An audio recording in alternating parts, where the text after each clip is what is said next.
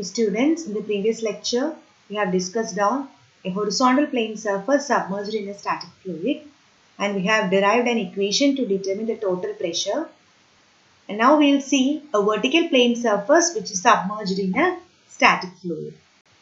Here you can see three different views of the vertical plane surface. This is a side view, three-dimensional view, and the front view. Since in this case, depth of the liquid varies from point to point on the vertical surface, which indicates intensity of pressure is not uniform along the vertical surface.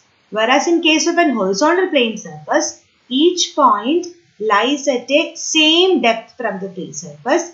As a result, pressure intensity was same.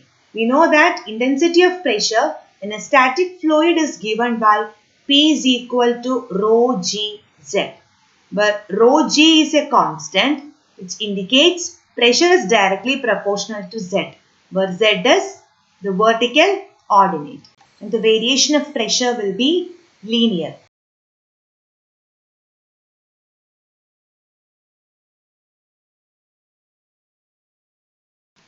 So here this ordinate will be rho g h1, and as we go down, the pressure value will keep on increasing. Now we will try to derive an expression to determine the total pressure force F and center of pressure H star in case of a vertical plane surface submerged in a static fluid. Here this figure shows a vertical plane surface of arbitrary shape which is submerged in a static fluid. And this line indicates side view of the plane surface, and let capital A be the total cross-sectional area of this plane surface, and let G denotes centroid of this area, and this centroid lies at a distance of h bar from the free surface, and P denotes center of pressure of the plane surface, and the center of pressure lies at a distance of h star from the free surface.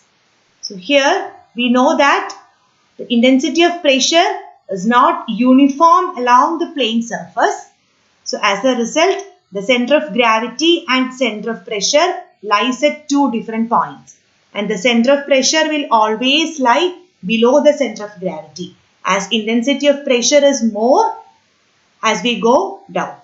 Here, total pressure on the surface may be determined by dividing the entire surface into a number of small parallel strips and computing total pressure on each strips. And the summation of total pressures on the small strip will give total pressure on the entire surface. Now let us consider a small horizontal strip whose thickness is dh, and the strips lies at a distance of h from the free surface, and B denotes width of the small strip. The pressure intensity on the small strip can be written as P is equal to rho g h. The strip lies at a distance of h from the free surface, and area of the strip dA will be equal to B into dH. So the pressure force or total pressure on the small strip is equal to P into dA, which is equal to rho GH into B into dH. Therefore, the total pressure on the entire surface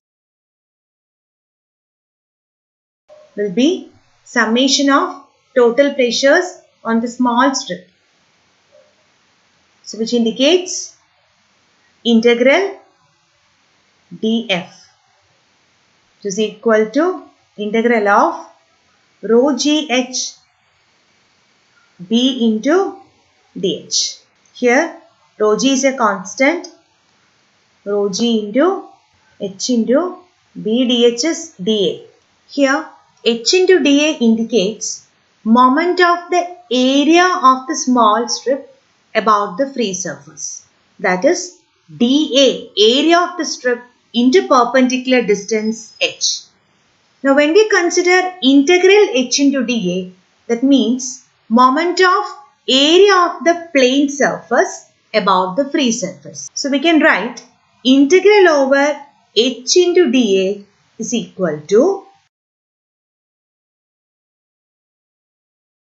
moment of area about the free surface, which is equal to area of the surface into perpendicular distance to the free surface, that is perpendicular distance from CG of the area to the free surface. So we can write it as A into h bar, where h bar is the perpendicular distance from the centroid of the area towards the free surface. So the total pressure force F can be written as rho G A h bar. This pressure force will act at a single point known as center of pressure. Now we will try to determine the position of center of pressure from this free surface, that is H star.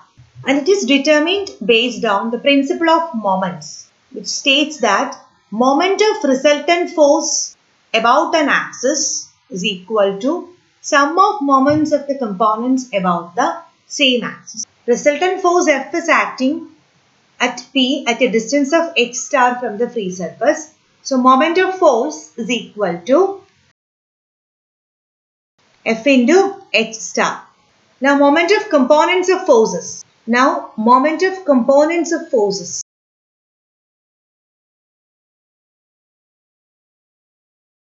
Is equal to dF into h. So here the force acting on the small strip is dF, which is at a distance of h from the free surface. That is equal to dF is rho gh into b into dh into h. Now sum of components of forces is equal to integral of dF into h, which is equal to integral rho gh into b dh into, we know that b dh is equal to dA.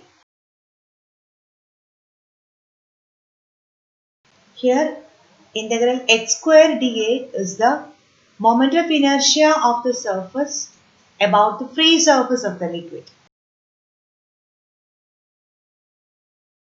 We can denote it by Ixx. Sum of moment of components of forces is equal to rho g Ixx. So we can write F into h star is equal to rho g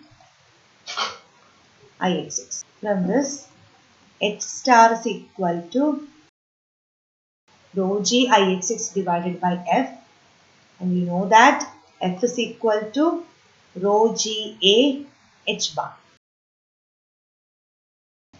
We'll get it as Ixx divided by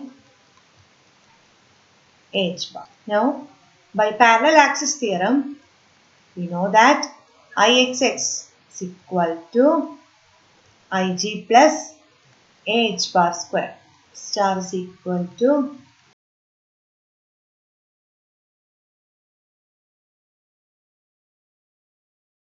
so finally we'll get h star is equal to Ig by h bar plus h bar.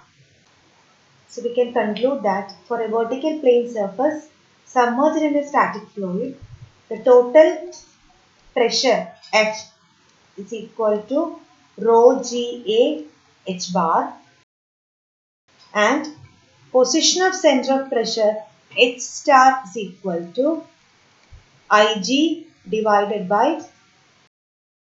Ah bar plus h bar.